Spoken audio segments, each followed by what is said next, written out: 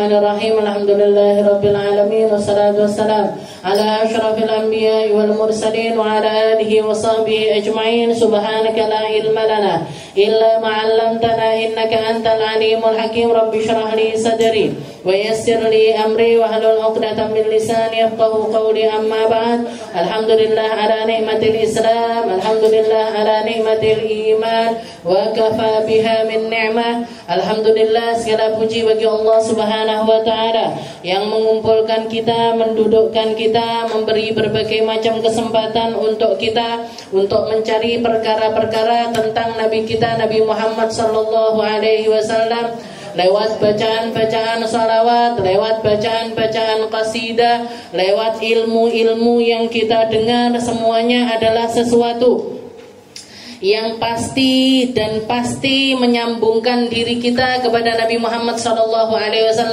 yang insya Allah akan menjadi sebab kita mendapatkan syafaatnya Nabi, mendapatkan kedekatan kepada Nabi, mendapatkan pertolongan dari Nabi di dalam perkara dunia kita sampai perkara akhirat kita. Karena yang semacam ini adalah hal-hal yang Allah Ta'ala anugerahkan kepada hamba-hamba pilihannya. Orang-orang yang didatangkan, mungkin kalau kita mikir kita sekarang ini datang, tapi secara hakikatnya Allah Ta'ala lah yang mendatangkan kita. Secara kelihatannya kita yang maju, tapi sebenarnya Allah Subhanahu wa taala maju berkali-kali lipat lebih dekat kepada kita, sebagaimana yang Allah Ta'ala katakan di dalam hadis qudsi, man taqarraba ilayya shibran taqarrabtu ilaihi dhira'an. Barang siapa yang mendekat kepadaku satu jengkal, maka aku mendekat kepadanya satu dhira'. Barang siapa yang mendekat kepadaku satu depa, maka aku akan mendekat kepadanya lebih jauh lagi. Barang siapa yang mendatangi aku secara berjalan, aku mendatangi dia secara lari. Itulah Allah Ta'ala, Tuhan kita, zat yang maha baik, maha rahman, maha rahim. Kalau kita lihat di dalam Al-Quran, sifat Allah Ta'ala pertama yang ingin difahami oleh hamba, yang Allah Ta'ala ingin makhluk ini semuanya merasakan rasa tersebut, tidak lain tidak bukan Bismillah ar-Rahman ar-Rahim. Allah Ta'ala itu maha rahman, maha rahim, zat yang memberikan kita nikmat besar sekaligus yang memberi kita nikmat kecil. Maka nggak mungkin zat yang pengen kebaikan atas kita menginginkan keburukan atas kita. Nggak mungkin zat yang sayang kepada kita memperlakukan kita dengan cara yang buruk, itu nggak mungkin. Kalaupun Allah Ta'ala memberikan ujian-ujian, memberikan bala-bala, walanabluwannakum bisyai'im minal khawf wal ju' wa naqsim minal amwal wal anfusi wath thamarat. Kalian manusia akan aku uji dengan berbagai macam perkara, dengan yang namanya rasa takut, kehilangan harta, kehilangan orang tercinta, sakit, musibah dan lain sebagainya. Tidak lain dan tidak bukan untuk naikkan derajat kita agar kita memiliki kedudukan yang tinggi di surganya Allah. Jadi Allah Ta'ala ngasih kita ujian itu sebagai bentuk rasa sayangnya Allah Ta'ala. Nih loh, icipono sing titik.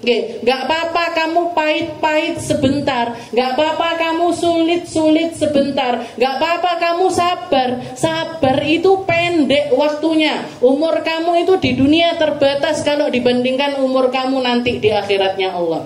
Jadi semua bentuk musibah-musibah itu pun tidak menafikan sifatnya Allah Ta'ala yang maha rahman, maha rahim.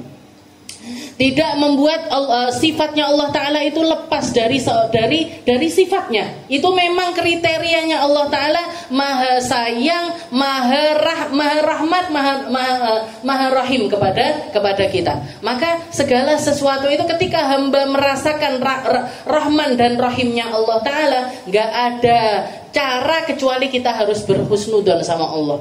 Meskipun apapun yang terjadi di dalam kehidupan kita, apapun ujian yang sedang Allah Ta'ala berikan kepada kita, ketahuilah itu semuanya untuk naikkan derajat kita. Ketahuilah itu semuanya untuk memantaskan kita masuk ke dalam surga, untuk memantaskan kita masuk di dalam golongan orang-orang mulia. Toh katanya Allah Ta'ala, toh yang sudah berlalu itu banyak contohnya.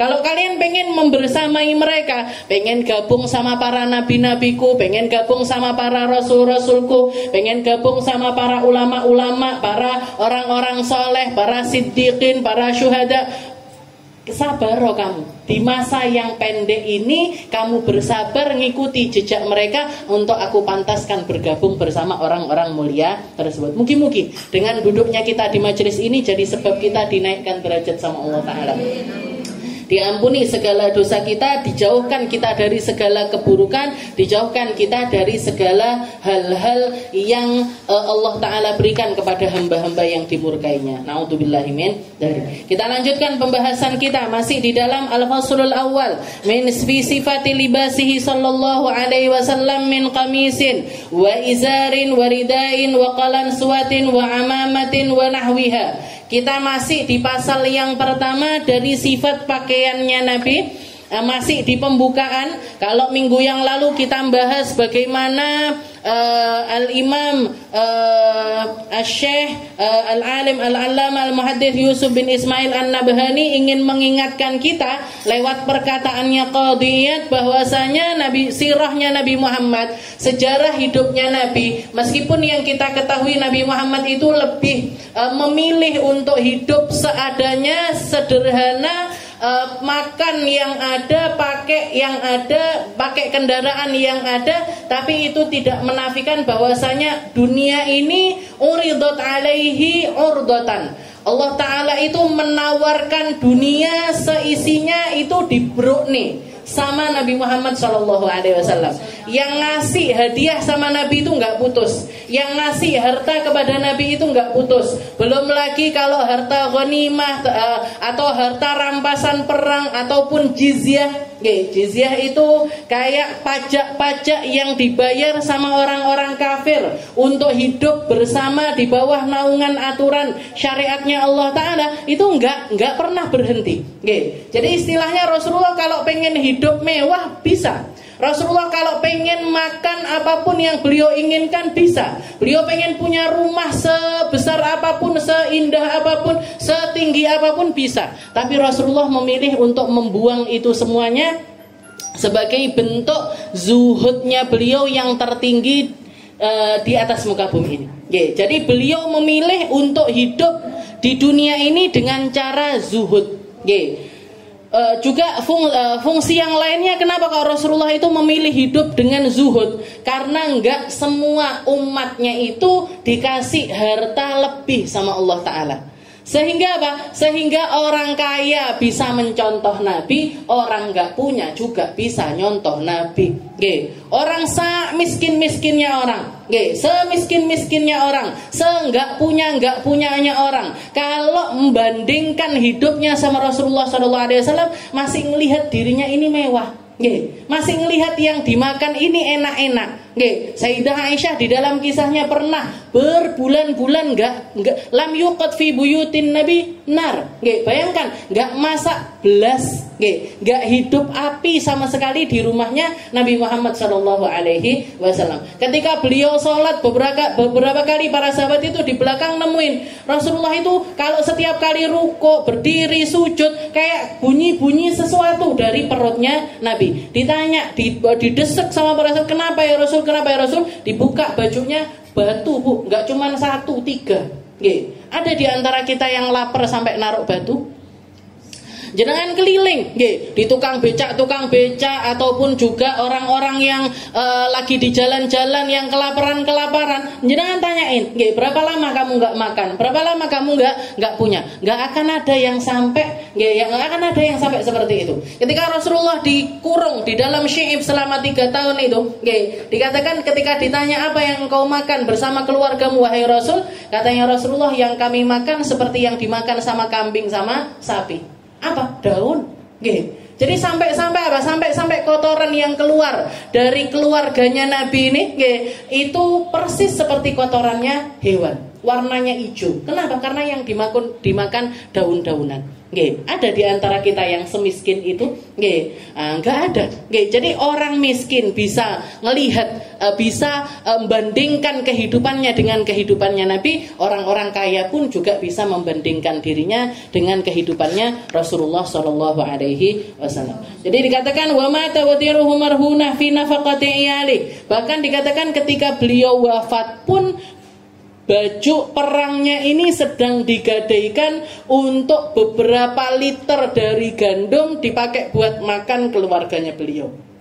Baju besi, baju perang. Para nabi itu kemuliaannya di dalam peperangannya mereka.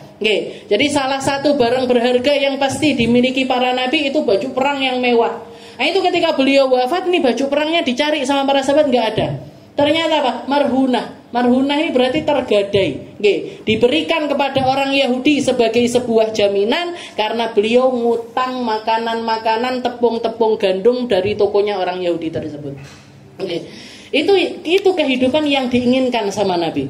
Waqta sara min nafaqatihi wa malbasihi wa maskani ala matadu ilaihi darurata. Jadi kalau masalah tempat tinggal, pakaian, makanan, itu beliau memilih mengambilnya dengan porsi paling minimal, dengan porsi paling minimal wazahida fi masiwa. Jadi beliau memilih untuk hidup zuhud, memilih untuk hidup zuhud. Kalau mau bisa beliau mewah-mewahan, tapi beliau yang memilih untuk hidup dalam keadaan yang semacam itu. Jadi benar-benar apa yang beliau ucapkan ini benar-benar bukan cuma sekedar omongan, tapi beliau lakukan. Beliau ketika ngomong sama para sahabat, sesungguhnya orang-orang yaqulun nas mali, orang-orang kalau ngomong itu ini rumahku, ini tanahku, ini hartaku, ini emasku, ini perakku. Katanya Nabi Muhammad, harta mereka yang sesungguhnya adalah ma akaltum,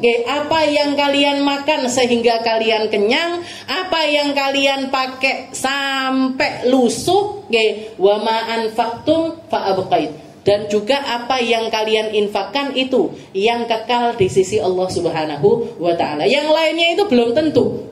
Uang kita di dompet, uang kita di rekening pasti jadi rezekinya kita apa enggak? Enggak, belum tentu. Minuman yang sudah nyepak di depannya jenengan, tadi saya di belakang, adik saya lagi makan, sop, lagi makan, sudah ada mangkoknya ini udah di depannya, lagi makan kayak gini. Saya duduk kesenggol, tumpah di bajunya, tumpah di baju, sak baju, kena kuah sop, kena kuah makanan. Saya bilang duduk rezekimu berarti. Sudah di depan loh, sendok sudah di tangan, tapi ternyata kalau bukan rezekinya, enggak rezekinya, Bu. Ternyata kalau bukan rezeki kita, tetap bukan jadi rezeki kita. Ini minuman di depan saya dan lain sebagainya. Berapa banyak minuman ditaruh tapi enggak sempat minum. Enggak sempat minum. Sudah selesai kajian dan lain sebagainya. Semuanya belum tentu semuanya. Jadi orang ngomong ini pakaian saya, sak lemari niku pakaiannya jenengan. Jilbab warna-warni, kaos kaki warna-warni, daleman warna-warni dan lain sebagainya. Mungkin pasti jadi rezekinya kita apa enggak? Belum tentu. Yang sudah jadi rezeki, yang sudah jenengan pakai ini loh. Yang sudah dipakai, apalagi yang sudah sampai lusuh, itu yang rezekinya kita. Yang masih tersimpan belum tentu jadi rezekinya kita. Kalau kita mati ya nanti dinikmati sama anak cucu kita, dinikmati sama ahli warisnya kita. Rumah memang ya rezekinya kita. Kita cuman tinggal aja di sini. Cuman jadi tempat tinggalnya kita. Rezekinya itu rezeki tinggal, bukan rezeki untuk dinikmati. Tapi kalau misalkan kita pakai untuk kebaikan, dipakai untuk melakukan hal-hal yang diridhoi sama Allah Ta'ala, insya Allah ini rumah dan juga segala tanah yang kita pijak ini akan jadi saksi kebaikan bagi kita. Tapi kalau dipakai untuk melakukan maksiat, dipakai untuk melakukan keburukan, dia juga akan menjadi saksi di akhirat nanti, menjerumuskan kita masuk ke dalam nerakanya Allah. Na'udzubillahi min dzalik. Berarti enggak enak. Yang rezeki yang sebenarnya ini ya cuma 3 ini tadi.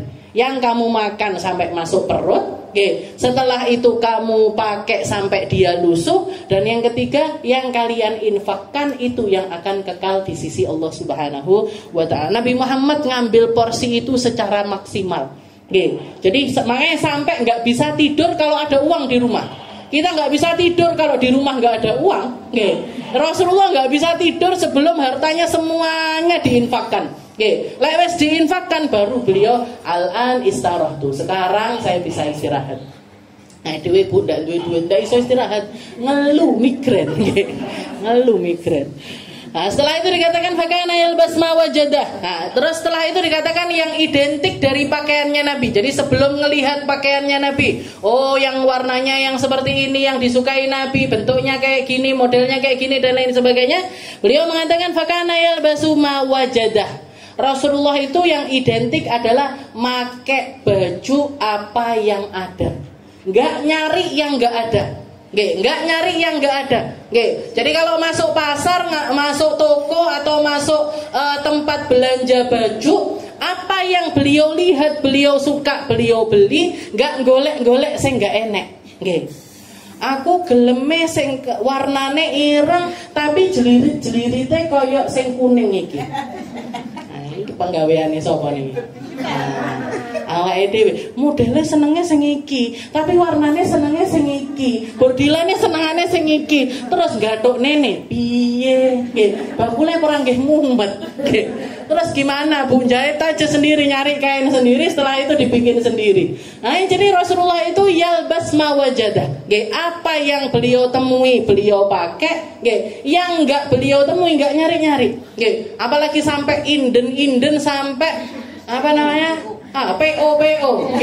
Sampai PO. Ini PO berapa lama? PO 10 bulan. Suwe banget ra digawe-gawe. Jadi yalbas ma wajadah. Dan ini juga yang terjadi kepada para sahabat perempuannya Nabi Muhammad SAW. Jadi istilahnya sunnah ini sunnah yang bisa kita terapkan. Intinya jadi orang apa? Jadi orang enggak ruwet, jadi orang enggak ribet Rasulullah itu. Yang diutamakan itu fungsi, bukan modelnya, bukan penampilannya, bukan senenge syahwat, bukan. Tapi fungsi dari pakaian tersebut. Dikatakan ketika malam hari turun ayat hijab, ya ayyuhalladzina qul lil mu'minati yaghdudna min absarihinna wa yahfazna furujahunna wa la yubdina zinatahunna illa terus ayat hijab yang mengatakan kepada Nabi, wahai Muhammad, katakan kepada para perempuan muslimat untuk menundukkan pandangan mereka dan jangan memperlihatkan aurat mereka, jangan memperlihatkan perhiasan mereka kecuali buat suaminya, kecuali buat orang tuanya, kecuali buat saudaranya, anaknya, ponakannya. Terus panjang itu. Ayat tersebut itu turun di malam hari. Dikatakan pagi hari semua perempuan Madinah, semua perempuan Madinah ketika keluar dari rumahnya kayak tong warnanya hitam. Enggak kelihatan mana depannya, mana belakangnya. Kenapa kok seperti itu? Karena mereka langsung ngambil semua apa yang ada di rumah yang bisa dipakai buat nutup aurat, dipakai nutup aurat. Kayak yang adanya gorden, kain gordennya dicepot, dipakai buat keluar rumah. Kalau yang ada spray kamarnya itu dipakai buat diubel-ubel di badan mereka, dipakai buat keluar. Jadi nggak mikir nih cadare sing enek intil-intile ning kene. Sing modele ngene, jilbabe ngene, enek pasmina apa segi 4 apa blusukan apa. Saya kalau bikinkan seragam ibu-ibu ini sampai 10 sono Bu, nggih. Yang satu pengen yang segini saja, yang satu yang segini, yang satu yang panjang biar bisa dipakai sholat, satu pengennya pasmina, satu pengennya suruh sono dhewe Bu, mumet saya. Nggih. Ini kalau urusan baju apalagi ibu-ibu ini paling ruwet. Jadi para sahabat perempuan itu seperti itu. Itu yang di yalbas ma wajadah. Kain apa yang mereka dapat ya itu yang dipakai baju. Kalau istilahnya apa nggak pengen mereka itu pakai baju yang model atau kain yang tertentu dan lain sebagainya, ya mereka datang ke pasar. Mereka datang ke pasar, oh ini ada kain, saya pengen kain katun, ya beli kain katun. Saya pengennya luaran yang pakai kain wool, beli pakai kain wool ini itu dan lain sebagainya. Tapi untuk yang dipakai, apalagi yang dipakai secara langsung sehari-hari itu yalbas ma wajadah. Gak terus dibuka lemarinya ngene, Gak pantes. Kok gak pantes. Arep ngaji ae klambine sing dikelemrekne 10 sampean. Aduh, nggih. Buka jilbab ngambil ya, ada ini jilbabnya, ini pak bajunya. Yang penting pantas, yang penting matching. Nggih. Matching itu juga penting Bu sebenarnya. Nggih. Kenapa? Biar enggak diomongin orang. Ki wong iki jilbabe abang, klambine kuning, kaos kaki biru, kayak pelangi jalan. Nggih. Nah, enggak gitu juga. Ini kita berarti mancing orang ngomongin kita. Tapi yang penting pantas, nggih. Yang penting pantas dan enggak ribet. Okay. Yalbas ma kana yalbas ma wajada. Fa yalbas fil ghalibi syamlah, dikatakan pakaian yang paling dipakai sama Nabi itu adalah asyamlah. Asyamlah itu libas wasi bilakum. Jadi kalau orang sekarang ngomongnya jubah. Okay. Jadi bapak-bapak itu ada pakaian luar, pakaian luar yang besar, itu namanya jubah. Itu Rasulullah sering pakai pakaian yang wal kisah al khashin. Kadang-kadang beliau pakai yang bahannya itu lembut, kadang-kadang juga pakai yang bahannya itu tebal. Jadi beliau punya semua segala macam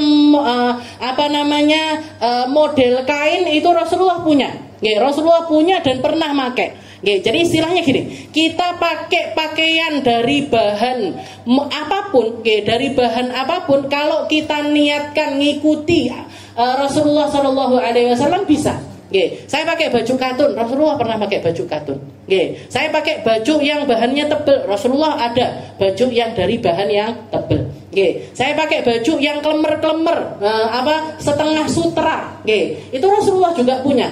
Pakaian yang semacam. Bahkan dikatakan di sini wal kisaul khashin wal burdal ghalid. Beliau punya yang bahannya itu bahkan sampai kayak selimut saking tebelnya. Nah, itu biasanya dipakai kalau lagi musim dingin.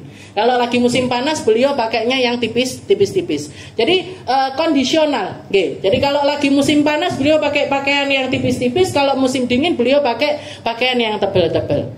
Wa yaksim ala man hadarahu aqbiyatad dibajil mukhawwasah bidzahab. Nah, ini yang angel diterok nih genggian. Dikatakan sukanya Nabi Rasulullah itu suka bagi-bagikan baju, namanya aqbiyatad dibajil mukhawwasah bidzahab. Salah satu jadi jenis pakaian yang sering dibagikan Nabi adalah baju yang ada campurannya sutra. Kalau udah ada campurannya sutra ini nggak mungkin murah. Pasti mahal. Sudah gitu al-mukhawwasah bidzahab, yang dijahit, jadi bordilannya itu dari benang emas. Itu yang dibagi-bagikan sama Nabi Muhammad SAW. Jadi yang dipakai sama beliau itu yang sederhana-sederhana. Kalau datang baju-baju mewah, baju-baju bagus, hadiah-hadiah yang indah-indah, itu justru malah dibagi-bagikan sama para sahabat-sahabatnya. Para sahabat. Jadi duduk sing tipak dikekne, aku tuku klambiannya sing tipak dibagikan, enggak. Yang bagus-bagus justru malah dibagikan kepada para sahabat. Wa yarfa' liman lam yahdur. Bahkan kalau Rasulullah keinget, ini aku pengen ngasih sahabat ini, aku pengen ngasih sahabat ini, aku pengen ngasih sahabat, disimpan itu baju, nanti dikirimkan kepada sahabat-sahabat tersebut. Jadi eling Rasulullah itu sama sahabat-sahabatnya, sama orang-orang terdekatnya. Kalau orang Banjar ngomongnya sangkalan, sangkalan. Jadi kayak aku inget ini baju kayak gini nih pantes digawe wong kuwi. Nah itu enggak terus siapapun yang hadir, yang wis rezekine sing hadir, enggak. Ini tak simpen dulu nanti buat sahabatku yang itu. Yang ini nanti tak simpen buat sahabatku yang itu. Itu sifatnya Nabi Muhammad SAW.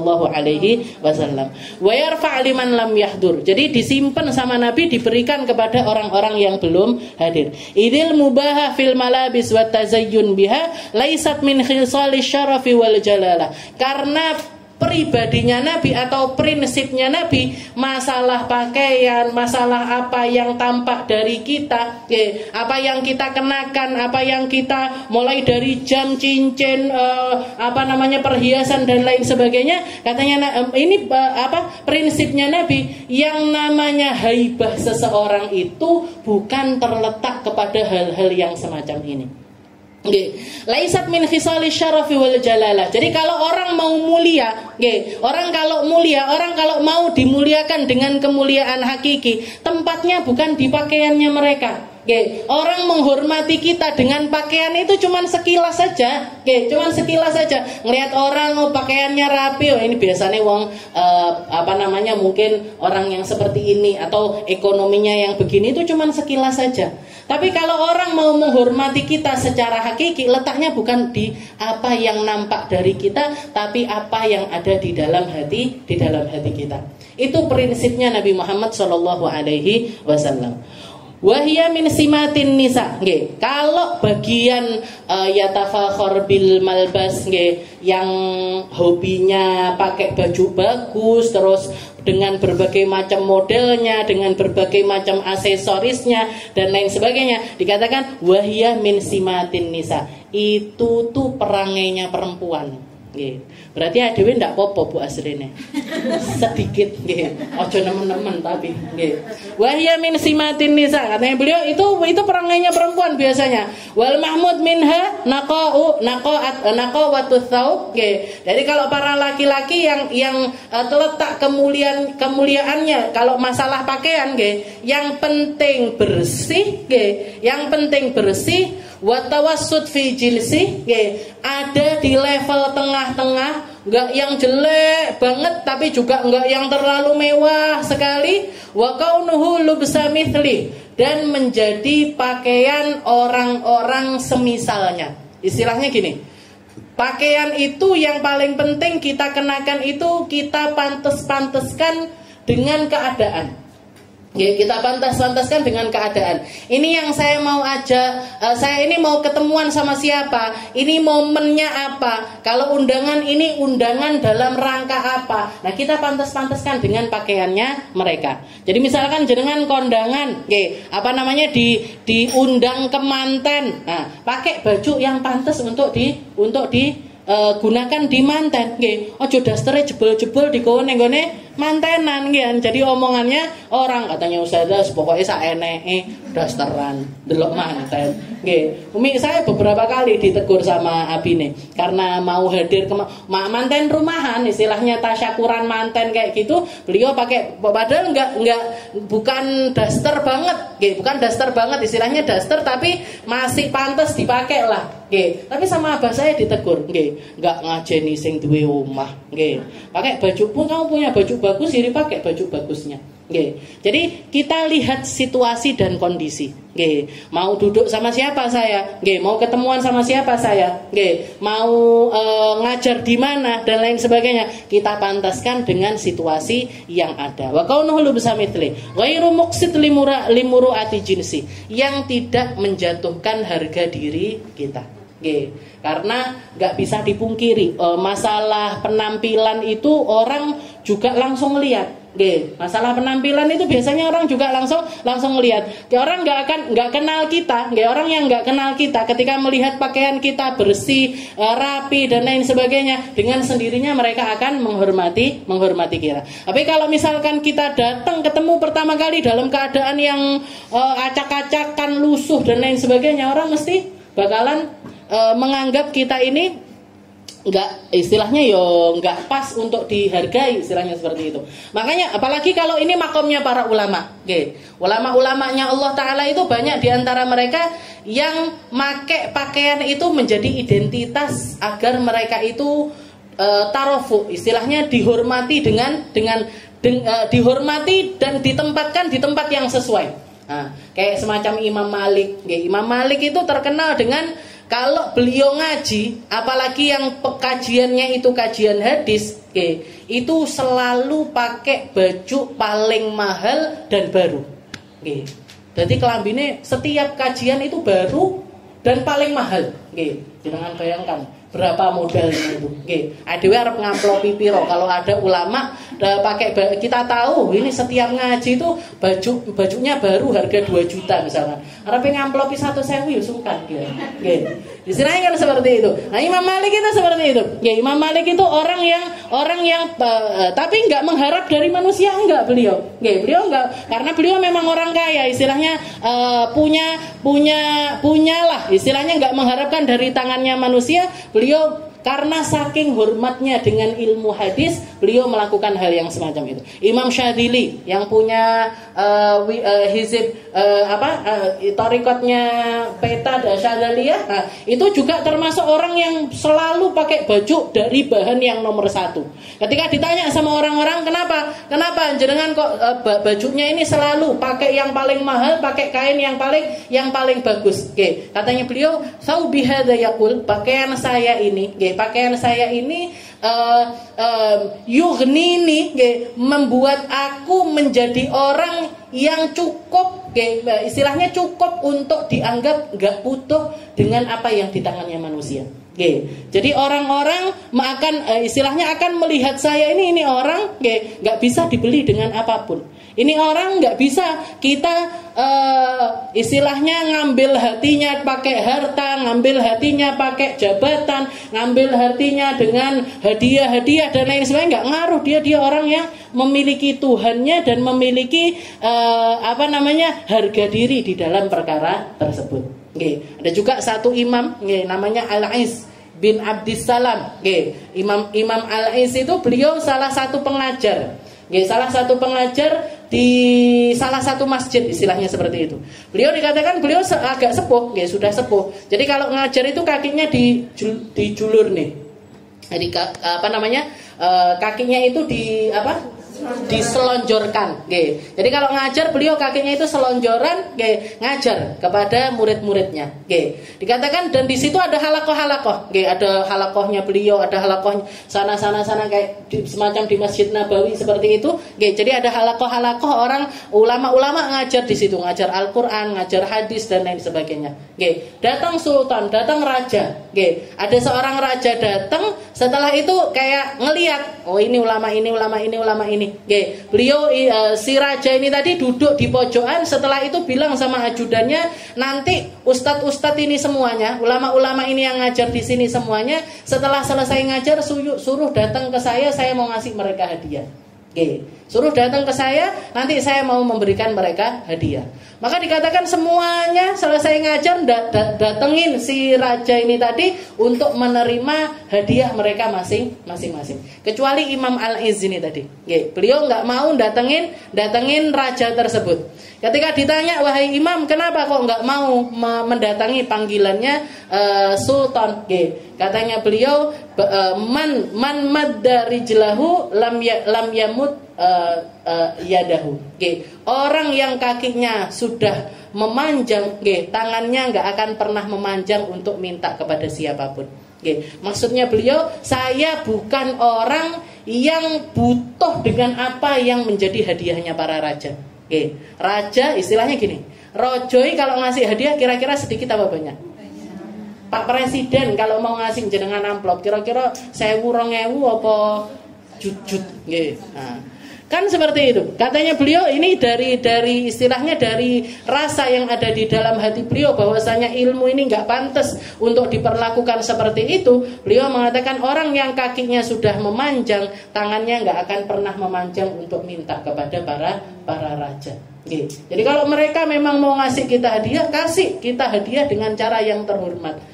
Kalau mereka kalau ulamanya yang suruh datengin mereka, oh mohon maaf. Kami bukan orang yang bisa diperlakukan semacam itu. Jadi banyak di antara para ulama yang memilih hidup dengan cara sederhana, nirukan. Jadi pakaian indahnya mereka ini bukan tanpa alasan mereka pakai. Bukan tanpa alasan, tapi ada keilmuan, ada sesuatu yang ingin mereka sampaikan di dalam apa yang mereka kenakan. Termasuk saya pakai rukuh ini. Kenapa?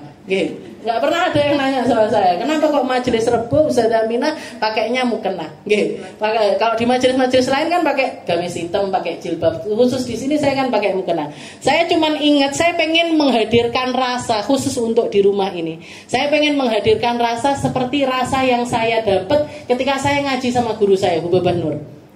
Hubabah Nur itu kalau ngaji di pondok, di di Daruz Zahra, di pondoknya kita, itu selesai ngaji masih pakai mukenanya, beliau ngajar. Beliau ngajar pakai mukena. Istilahnya gini, nggak ada salahnya orang itu ngajar, nggak kudu istilahnya kudu primpen, apalagi saya bukan tipe yang seperti itu. Tipe yang jilbabnya biasa miring-miring, pakaiannya seperti itu. Jadi kayak menurut saya ini sesuatu yang pantas-pantas saja. Ketika saya ngaji sama jenengan, bukan berarti saya nggak mengurus. Kita lu sudah rapi-rapi, Ustaz kok pakai mukena. Saya menganggap mukena ini bukan sesuatu yang akan menjatuhkan kadar ilmu ataupun juga haibahnya majelis ini. Karena saya ngelihat guru saya pun Hubabah Nur itu seringkali ngajar pakai mukena. Kalau lagi di rumah di Bait Habib, atau di Daruz Zahra, itu beliau apa yang lagi beliau pakai, itu yang beliau pakai buat ngajar. Nggak pakai ganti baju dan lain sebagainya. Kalau di forum iya, saya kemarin datengin ketika di Hadramaut itu sempat diundang akikoh. Diundang akikoan. Putranya beliau Sayyid Hamid itu istrinya melahirkan. Jadi orang-orang luar itu banyak yang diundang akikoan di majelis akikoh. Itu di situ beliau pakai baju yang bagus, pakai jilbab yang bagus, pakai lipstik bahkan. Hubabah Nur biasanya nggak pernah pakai lipstik dan lainnya, pakai lipstik beliau. Ketika kita salaman, tapi yang kita dengar di telinga itu khamsa. Beliau. Karena kita datang salaman itu pas nampan dikeluarkan. Maksudnya apa? Sak nampan orang 5. Jadi kita maunya kangen-kangenan, wes pengen ini, beliaunya malah khamsa. Ayo bikin halaqah 55, makan dulu. Nah itu.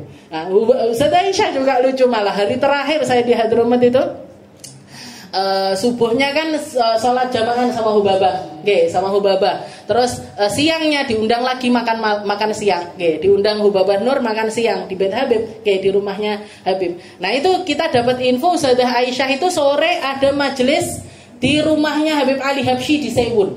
Tarim ke Sewun itu sekitar 1 jam.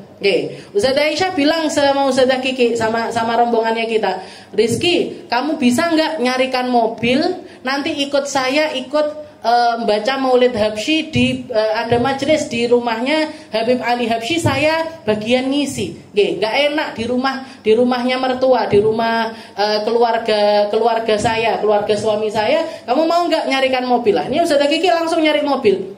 Nyari mobil. Ustazah Aisyah itu masuk mobil, Bu, mau ke majelis, bayangkan. Beliau yang ngisi, beliau yang ngisi acara. Itu saya ngelihat beliau cuman bawa tas. Bahkan tasnya itu nggak bisa dibilang tas, itu nggak bisa. Kresek tapi yang dari kain itu loh. Saya kira, tapi orang Tarim kan biasa kayak gitu, biasa bajunya debu-debu, terus apa. Jadi nggak bawa tas beliau, nggak yang Nawa itu bawa tas rapi, nggak Pak itu. Setelah itu begitu beliau turun, masuk itu buru-buru karena sudah agak telat. Jadi kayak di lorong sebelum masuk tempat acara itu beliau ngelepas gamis hitamnya. Gamis hitamnya dilepas, ternyata dalamannya baju yang baju warna bagus gitu, jilbabnya juga bagus. Habis itu gamis hitamnya itu diwel-wel, dimasukkan tas itu. Rizky ini bawain, kita yang bawain tasnya Ustazah Aisyah itu. Begitu belok gini, ternyata semua orang pakai baju hitam. Semua orang pakai baju hitam. Keluarganya beliau pakai baju hitam. Balik lagi beliau ke ke lorong itu tadi. Kenapa Ustazah? Ternyata semuanya pakai baju hitam. Diambil lagi gamisnya, dipakai lagi sama beliau. Habis itu beliau datang langsung menyelesaikan Maulid Habsyi. Habis itu beliau ngisi. Sesimpel itu. Orang, jadi istilahnya gini. Kadar kita itu orang zaman sekarang, apalagi yang ditonton itu media sosial, yang ditonton itu kehidupannya artis-artis, yang ditonton itu tontonan orang-orang yang pikirannya nganggep kemuliaan itu tempatnya di pakaian, yang jam tangan yang mereka pakai, kacamata yang mereka pakai, tas yang mereka tenteng dan lain sebagainya, nggak akan pernah bisa memahami makna kehidupannya Nabi Muhammad Shallallahu Alaihi Wasallam. Tapi yang tahu persis bahwasanya kemuliaannya manusia itu tempatnya di hati, tempatnya di ruh, tempatnya di ilmu.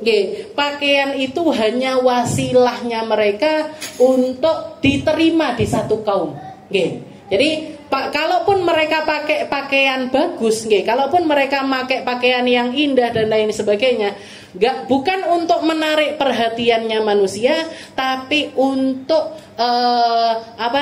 untuk mentazkiyah dirinya, untuk membersihkan hatinya agar tidak ada kaitan dengan pengaruh siapapun yang sedang duduk di depannya. Gak ada pengaruh. Jadi siapapun yang duduk di depan kita gak akan mempengaruhi apa yang ada di dalam hati kita di dalam menyampaikan ilmu. Karena itu dampaknya luar biasa.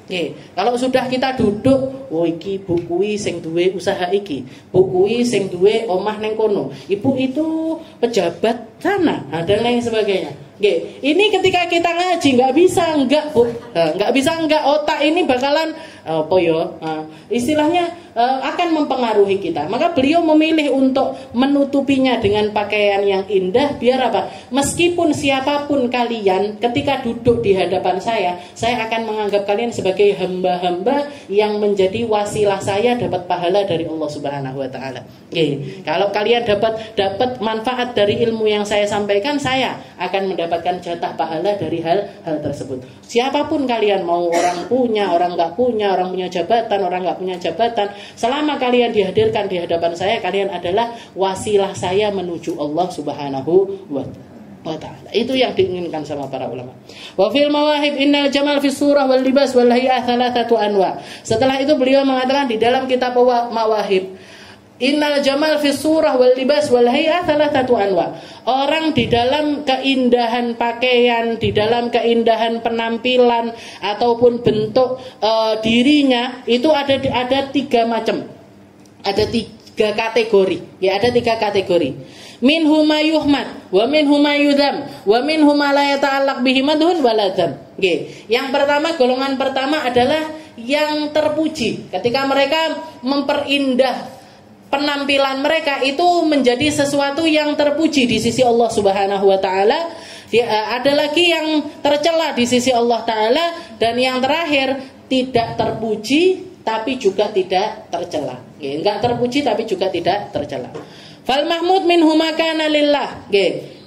Yang terpuji apa? Yang terpuji adalah ketika kita menggunakan apa yang tampak dari kita itu karena Allah Subhanahu wa taala. Wa ana ala taatillah taala, atau yang membantu kita di dalam ketaatan kepada Allah. Jenengan beli mukena, misalkan beli mukena, bukan nyari yang paling mahal, atau bukan nyari yang modelnya begini begitu dan lain sebagainya, enggak. Tapi ya ini mukena bisa bikin saya lebih khusyuk di dalam sholat saya. Misalkan, modelnya ininya gampang ditalikan, tangannya nutup aurat sempurna.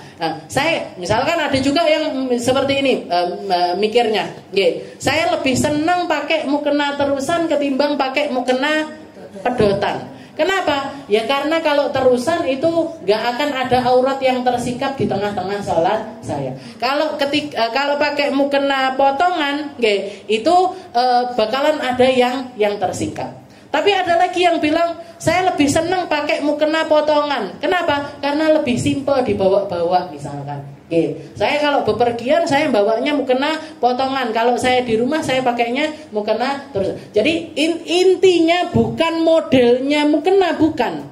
Tapi mukena ini jadi wasilahnya kita lebih taat kepada Allah Subhanahu wa ta'ala, lebih primpen untuk auratnya, lebih benar di dalam sholatnya, apapun alasannya. Jadi apapun alasan kita, kalau alasannya adalah nyari ketaatan lebih kepada Allah Ta'ala di dalam pakaian tersebut, ada pahalanya di situ. Jadi itu termasuk di dalam mayuhman, yang terpuji. wa tanfidhi awamirih, atau menyelesaikan perintah-perintahnya Allah, wal istijabah lahu, atau jadi menerima apa yang menjadi ketentuannya Allah Ta'ala. Kama kana sallallahu alaihi wasallam yatajammal bil wufud, sebagaimana Nabi Muhammad biasanya kalau ngirim pasukan-pasukan pergi ke raja-raja ataupun juga utusan ke sana kemari, itu beliau memastikan apa yang nempel di mereka ini yang paling bagus.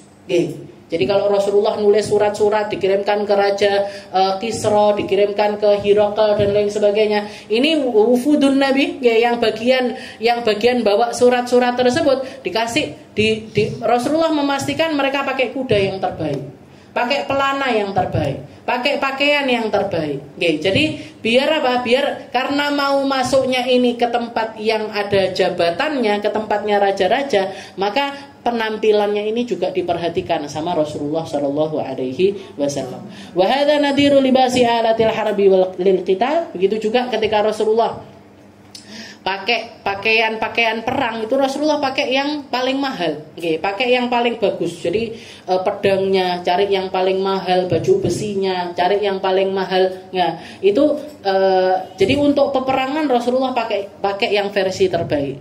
Walibasul harir fil harb. Bahkan Rasulullah motivasi para sahabat ini untuk jadi dalemannya baju perang itu mereka pakai baju yang terbuat dari sutra. Jadi dalemannya pun dipakein yang paling nyaman, yang paling bagus. Wal khuyala fi. Jadi sombong di medan peperangan itu didukung sama Nabi. Para sahabat yang kepalanya sudah banyak ubannya, jenggotnya banyak ubannya, sama Rasulullah disuruh semiran hitam. Disuruh pakai semir hitam biar nampak lebih muda. Jadi diperbolehkan sama Rasulullah di saat-saat yang semacam itu. Fa inna dzalika mahmudun idza tadammana ila kalimatillahi ta'ala wa nasra dini wa ghaidu aduwi.